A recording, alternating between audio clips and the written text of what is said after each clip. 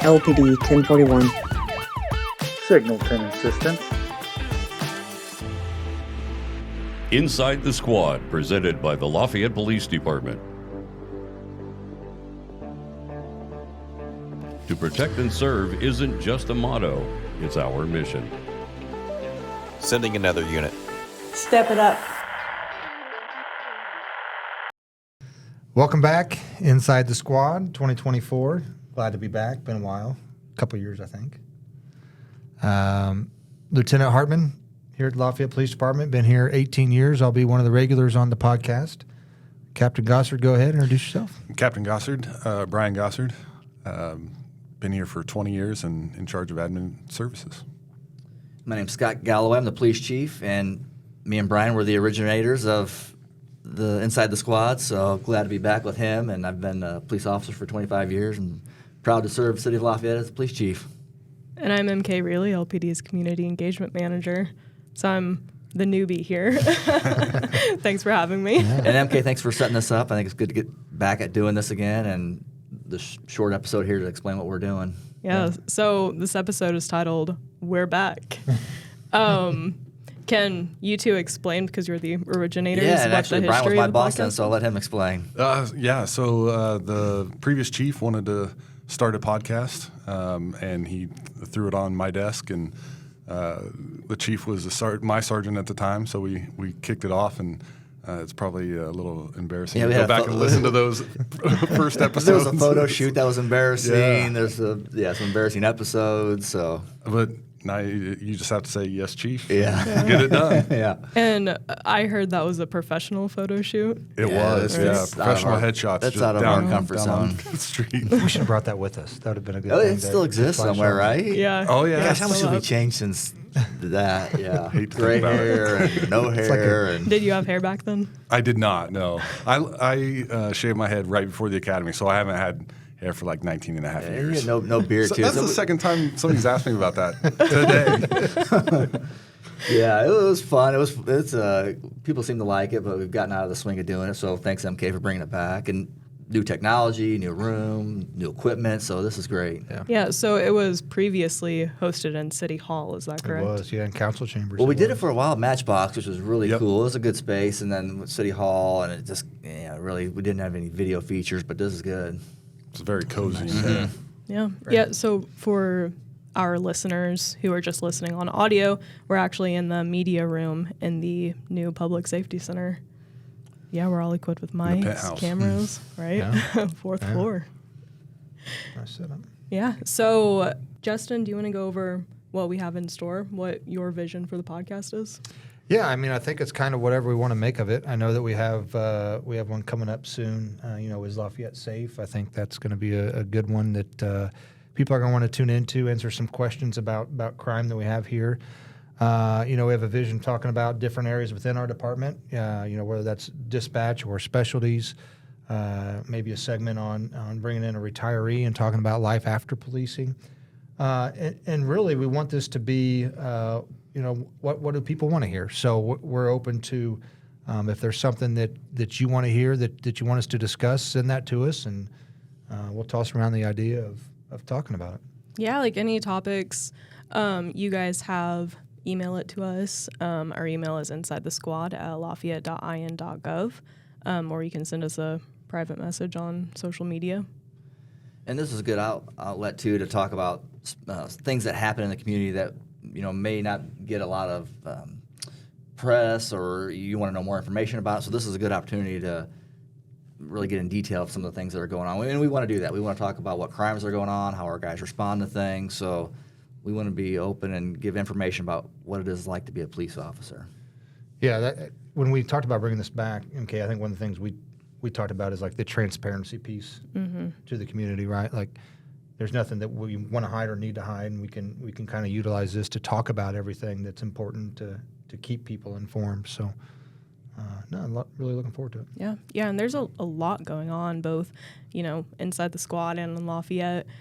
So being able to produce this podcast at least once a month, we'll provide updates, anything that's happening in the city, on the force, the big picture, any tips or tricks.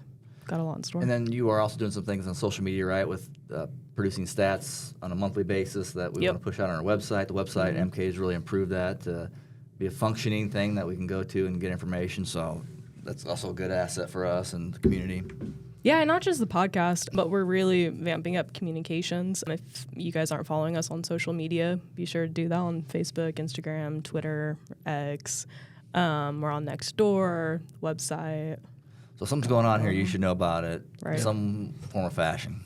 So as for guests, we have people lined up from the force, city members, city leaders. Who is you guys' dream guest? Ooh, oh man, put us on the spot. Yeah, I don't know. I think it'd be good to have like merit board members. I think the mayor would probably want to be involved at some level. Yeah. Okay. Yeah, I like the merit board. I was talking today to somebody that outside the agency, they had no idea we even had a merit board. Like, so just things like that people don't even know, how we operate and things like that. So yeah, that's. Can you explain what the merit board is? Yeah, it's the governing body that is picked by the city council and the mayor and the police department to hire, fire, discipline, promote police officers, and they're the arbiter of who the police department is. That was Okay, it. Captain Gosser. I Who's can't yours? one thing, we don't have officer representation. There's no officers on that board. It's all civilians that live in the city, and they decide, who gets hired and disciplined and promoted. Yeah. But yeah, well, as this goes on, it grows. I told Brian, that the first episode or season of Seinfeld wasn't great, so we will get better and we'll get better guests, and hopefully the people listening will give us ideas and help us. along Better that. guests than us. No, I'm just kidding. So this is a little promo podcast. We'll keep it short this time. But our next one will be full length, which is titled, Is Lafayette Safe? And that's a huge, we do a lot of talks. I know the mayor deals with it a lot based on, a lot of the things people see in the media, social media. So we want to address that immediately up front, be open about it. It might be something we talk about multiple times on multiple podcasts, but I think that's something everybody has an idea or opinion about. Yeah. We see it every day, so our opinion is a little skewed, I guess. But, we're not just looking at the headlines. And who's going to be the guest on that? Micah. Micah. LPD is Yeah, crime so analyst. Crime analyst, yeah. Micah's going to he's come really in. good. He's sharp, and like Brian said, we get the luxury of seeing behind the scenes. We know what's going on. We know the pace. We know the op tempo of what's going on, and citizens don't. So this will be a chance for them to hear that firsthand.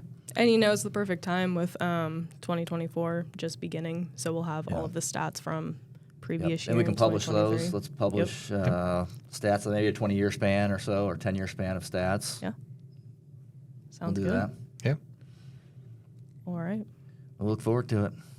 So something we want to add to the end of every podcast is the opportunity to answer questions from our viewers. So recently I asked on social media what questions you all have, and we'll answer. So I have a few of them here. Give a little shake.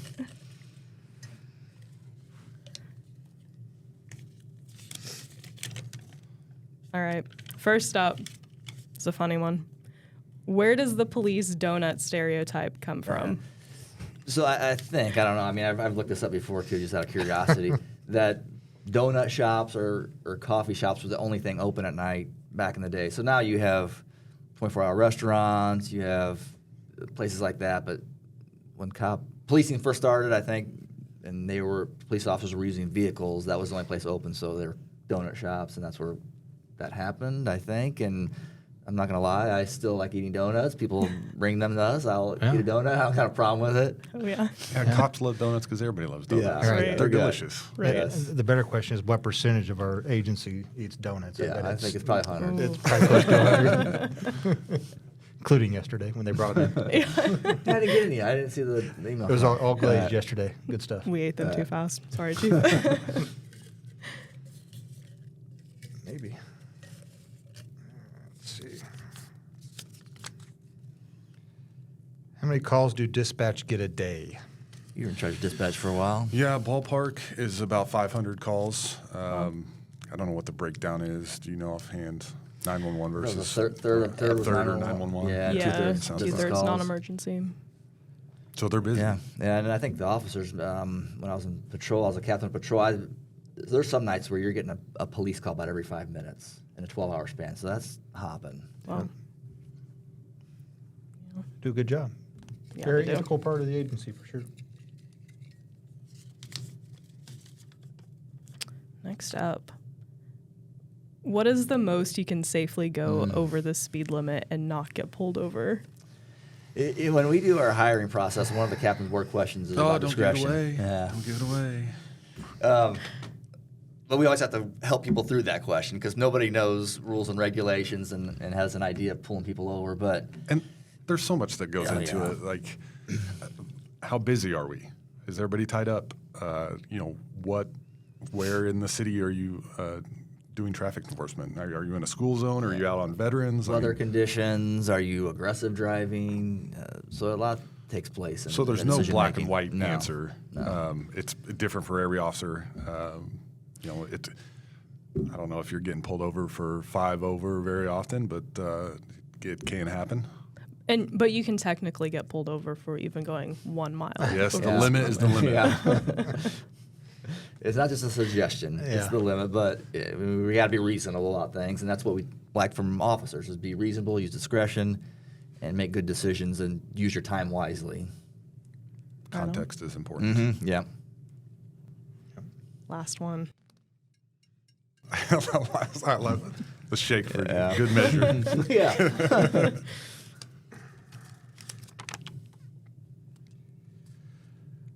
All right.